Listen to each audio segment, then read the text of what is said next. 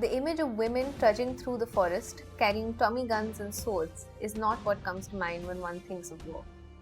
Yet, this is the image invoked by any mention of the first all-women regiment of the world, the Rani of Jhansi Regiment, that was a part of the Azad Hind Fauj, or the Indian National Army, led by the Indian freedom fighter Subhash Chandra Bose, or Netaji as he is better known. I am going to jump in here with another one of my web series recommendations. If you would like to learn more about the Azad Hind Fauj and about the Rani of Jhansi Regiment, please watch the wonderful web series The Forgotten Army. This is a web series that really humanizes these soldiers, so we see the relationships they form along the way and the different emotional responses people have to being called to serve their nation in the freedom movement. In addition to this, it deals with the issue of PTSD. Often, when reading about our freedom fighters, we pedestalize them to the point where we forget that they were human and their experiences must have taken a toll on them. It is good to see a show making an attempt to touch that part of our history. The show is available on Amazon Prime Video. This Republic Day, as we celebrate the formation of India's constitution and her birth as a republic after a hard-fought independence, at the Aggressively Serious YouTube channel, we're focusing on the women who helped us become a sovereign nation. Between 1943 and 1947, around 1,500 women from Singapore, Malaya and Burma joined the Rani of Jhansi Regiment of the Azad Hind Fauj.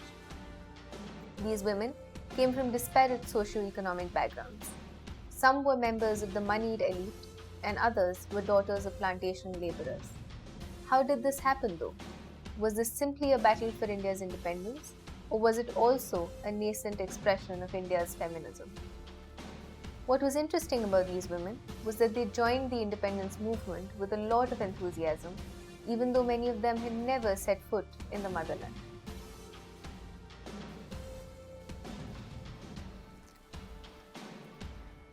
The first conversation about the Rani of Jhansi Regiment happened on 13th July 1943.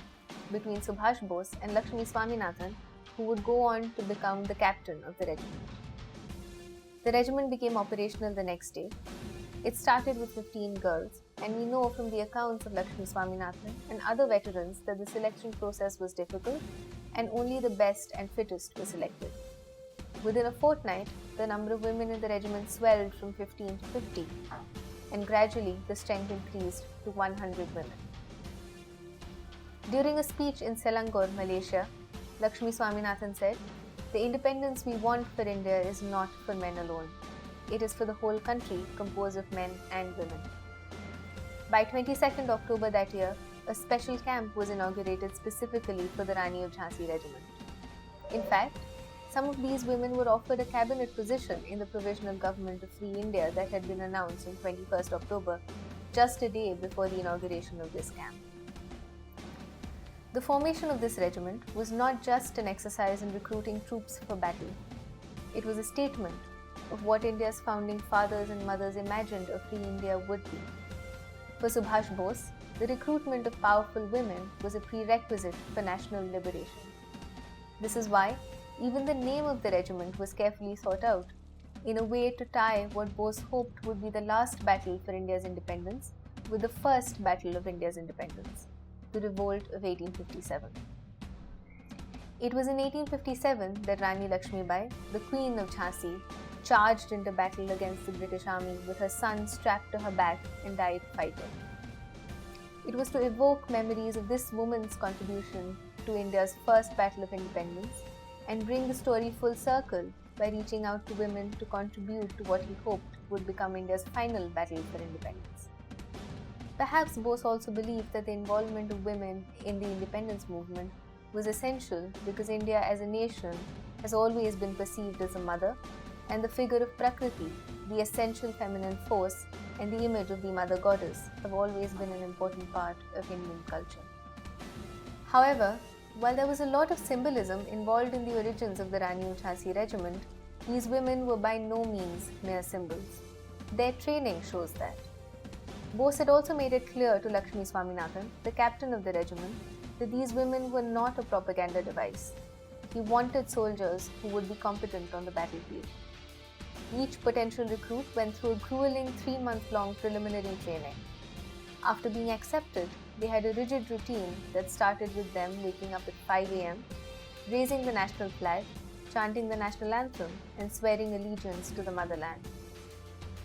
This would be followed by a strenuous workout and 20 minutes for breakfast. They would then have drills for officers and regular soldiers alike. The women would learn to handle rifles, bayonets, revolvers, grenades, and swords. Twice a week, they would have marches covering nearly 22 miles in 6 hours. There would also be classes in Roman, Hindustani, history, geography, hygiene, and such. One must not make the mistake of assuming, however, that these women were simply following a rigid routine set by a charismatic man.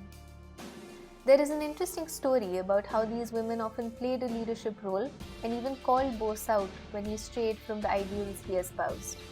When, despite being combat ready, the first assignment this unit was given was taking care of wounded INA troops, these women objected to the limited custodial duty and wrote a petition to Bose that they signed in their blood.